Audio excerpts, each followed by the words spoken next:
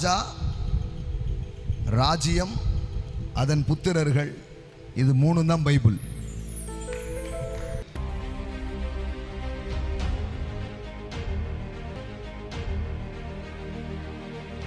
இது இந்திய அரசியலமைப்பு இல்ல, இது தேவன் உருவாக்கி வைத்திருக்கிற காரியம். வச்சிருக்கீங்களா? புக் வச்சிருக்கீங்களா? படிக்கிறீங்களா? இது வாசித்தீங்கன்னா இது அந்த நாட்டின் சட்டத்தை பற்றி சொல்லும்.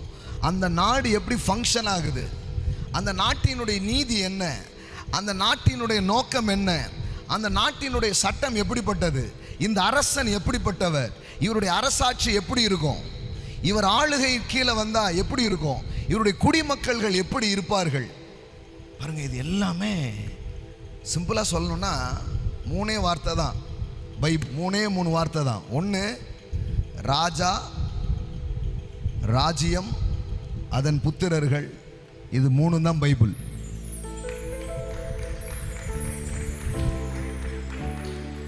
எல்லாம் சொல்லுங்க. கிங், கிங்டம், கிங்சன். அவ்வளவுதான்.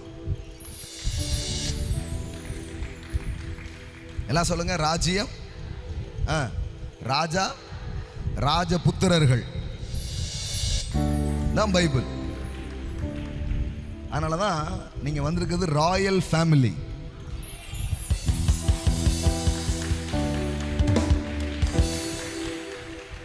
ஆமென். அரச குடும்பத்திற்கு வந்திருக்கிறீர்கள். ராயல் ஃபேமிலினா தமிழ்ல எப்படி சொல்லணும்? உங்க சபை பேர் என்ன பேர் தான்? அரச குடும்பம். ஆமென். அரச குடும்பத்தில் இளவரசர்களே, இளவரசிகளே, ராணிகளே, ராஜாக்களே. I'm not joking. That's real things.